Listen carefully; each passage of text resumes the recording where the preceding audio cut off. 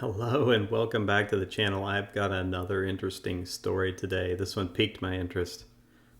This is the story of the Million Mile Tesla. So I can't pronounce this guy's name and I'm not going to try. But there is a guy who owns a Tesla and he's managed to get this Tesla over 1 million miles. And at first, this sounds like one of those stories that's a real positive for electric vehicles and for Tesla. But when you really dig into it, it raises some interesting questions about EVs, about reliability, and about at this point if they really are more environmentally friendly than internal combustion engine cars. And I'm not talking about gas mileage. I'm not talking about any of that stuff. We're not talking about charging and you're charging from a natural gas fired power plant and efficiencies of electricity distribution over you know like that versus the efficiency of you know internal combustion engines and the distribution of gasoline and hydrocarbon fuels. None of that stuff. All right, I understand there's like many people who have done many articles and vlogs and videos about all of those contentious points around EVs. This one is something different. Okay, so to get this particular Tesla to 1 million miles, here's what had to happen. First of all, there had to be 9 drive unit replaces. Those are the electric motors that make the Tesla move. That's the motor. So for an internal combustion engine car, that's the engine. And then there had to be 3 battery pack replacements as well, which again also raises some questions. To get this thing to 1 million miles, it required the equivalent of 9 engine replacements and 3, let's just say the battery pack is maybe equivalent of a transmission or something like that. Maybe they're reversed, but either way, it's sort of like between battery packs and drive units, it had to have 12 major interventions, 12 replacements of drive units and battery packs in total. Okay, so for 1 million miles, if you do the math, that is one major replacement for every 83,000 miles. And that's how I always think of things. I always look at this and go, oh, 1 million miles, 9 drive unit replacements and 3 battery pack replacements. Those are major service. That's not even major service. That's a major overhaul. And now, in the article, it states that these were done on warranty. Great, they're done on warranty, but that doesn't mean that there's not an environmental impact from making that drive unit and from making that battery pack. And if you can't get more than 83,000 miles out of it, that starts to make me wonder about how environmentally friendly this car actually is. When you think of the car as a whole, and the car as a whole will last for several 100,000 miles, and that's how you do the math on whether it's more environmentally friendly, people are going to assume that this car is going to drive hundreds of thousands of miles. And this one did. In fact, it's driven 1 million miles. But to do that, it had to have a major repair every 83,000 miles. A repair that in an internal combustion engine car would be the equivalent of either a major engine overhaul or replacement and a transmission overhaul or replacement. So this is not like, look, you could be driving some 20-year-old beater Honda that's got 400,000 miles on it that still has the original engine and still has the original transmission. And sure, I'm not saying that it hasn't had service. The engine's been serviced, it's had oil changes, It may have had some additional service that's been performed on the engine, whatever, at the routine maintenance points, 25 and 50,000 miles. And there's probably been a service done on the transmission as well every, 40, 50,000 miles. So those are service, right?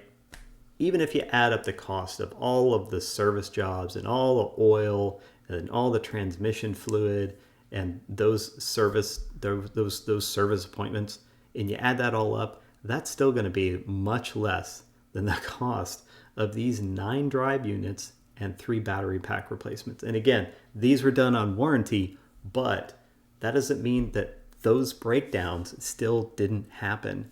And those things cost money and they have an environmental footprint. So it begs the question about how reliable these EVs actually are, in my opinion. I know there's plenty of people. I'm on the fence about EVs. I think they're really cool. They sound really cool. I'd love to have a Tesla with, 0 to 60 in less than 3 seconds is very enticing for someone who is a big, motorhead who likes speed. That's cool. Okay. I get that there's not a cool exhaust sound that comes with that. Fine, but it's still performance. And so for someone who likes cars and likes high performance vehicles, that's something interesting.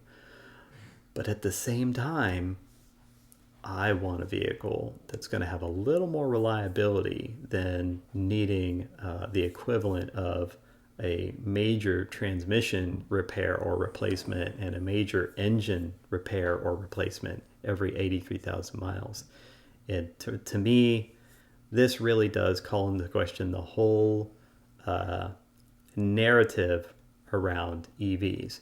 The other thing is people are going to say, oh, but this new technology, it's not there yet. I understand that. And I really do. I get it. It's new technology, but it's not billed that way. When it's sold to people, it's sold as being reliable. It's also sold as being more reliable because they'll tell you, yeah, these are electric motors. They have less moving parts. You don't even need to add oil to them. And, you don't have to do all these oil changes and transmission service and transmission flush and all those kind of service appointments that you would with an internal combustion engine car. So they're sold as being more reliable. They're sold as being a better car overall. And I have to question, are they actually better for the environment when you start calculating the limits of 83,000 miles? If you start putting 83,000 mile caps on things and start putting in and adding in the cost and the environmental impact of drive unit replacements and battery pack replacements every 83,000 miles, then it becomes something different. At the very least, you're going to say, okay, I'm not going to get more than 300,000 miles out of a battery pack, which is a lot.